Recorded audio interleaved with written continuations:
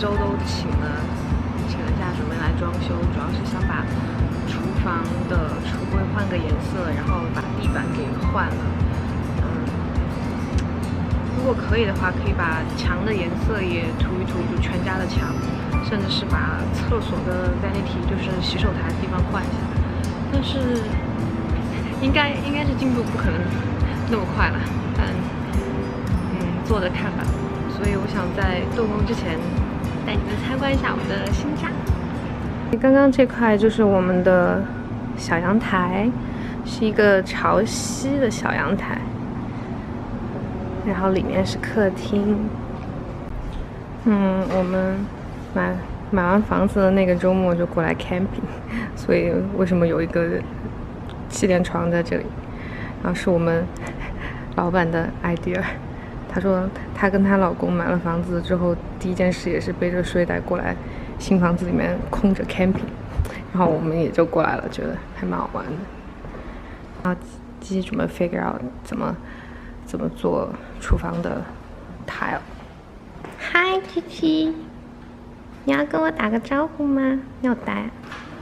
然后我们买了植物，是因为朋友推荐说，吸很多装修里面产生的气味，然后绿萝嘛长得也很快，所以我们买了2个小的，让它快快长大。对，就是这样。然后带你们看一下厨房。厨房现在我们已经把炉灶跟冰箱都搬出来了，因为待会儿准备换下面的这个瓷砖。厨房格局还是很贯通，然后也比较方正，但就是颜色比较奇怪。其实这个面板蛮好的，它是花岗岩的，然后是上一任屋主他们进来的时候花了1-2千刀换的，但就是颜色不太好看。然后整个厨房就是特别黄，所以我们打算把 cabinets 涂成白色，把下面的这些 cabinets 涂成白色，把地砖也换成有大理石纹样的白色，这样子的话就不会显得整个厨房都那么黄。希望成功吧。然后小小的阳台是跟隔壁家连在一起的，可以放一个特别小小的桌子，在这里喝个咖啡啊什么，还蛮好的。我也想可能种点蔬菜啊或者香草之类的。厨房这边过来是一个4卫，就只有厕所跟洗手池，没有淋浴间的那种。然后这边是一个小杂物间，有洗衣机、烘干机和一些放杂物的架子。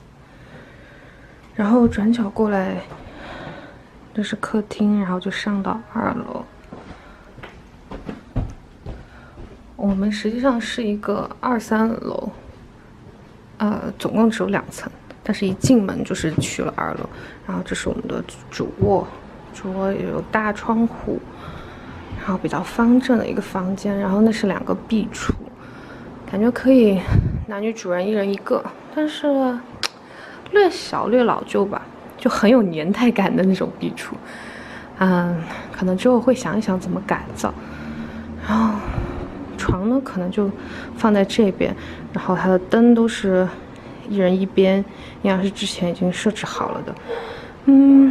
这边可以放，没有想好，可能是化妆台，或者是我们2个人有2个台式电脑，可能就放在这边，还要再想一想。然后这就是主卫。主卫呢，这个洗手台特别奇怪，就它只有一个洞，然后这边就差这么一点点。我们可能就想说把它整个端掉，然后换一个新的，有2个池子的，可以我们1人1个池子，然后整个长度给它用够。然后这边就是厕所，然后还有一个走进去的淋浴，这个淋浴也需要洗一下。OK。然后主卫的旁边有这样一个壁橱，我跟鸡都觉得还蛮多余的。鸡就说如果我们有钱的话，把这个壁橱给打了，然后就可以把4次卫跟主卫的这两个凸出来的坨坨，就这两个凸出来的墙都打掉，整个卫生间都会宽敞，变大很多。但是那样肯定是一个大工程，也很花钱，所以我们暂时也不会做。然后这是次卫，次卫就很奇怪，我们看了好多房子，都是次卫竟然有浴缸，然后主卫都是那种 walk-in 的 shower stall， 然后就觉得为什么主卫那么寒碜呢？我们都不明白。然后次卫的话也好像是一个一模一样的洗手台，我们可能就准备把下面的颜色换一换，然后就将就着用，质量还是还可以的。然后厕所跟浴缸，它这边也是我们俩都比较喜欢的那种白色的 subway tile， 感觉也没有必要换。就是这个地板有点老旧了，但暂时还可以用，可能之后再说吧。然后走过来，这边是2个次卫，这是一个大的次卫，有一个很大的落地窗，很爽。然后他有他自己的衣橱。哎，这个衣橱，我感觉这个衣橱比主卫的衣橱还要大呢，而且收拾的干干净净的。whatever。然后这是最后一个次卫，就比较小，可能只放得下一张单人床。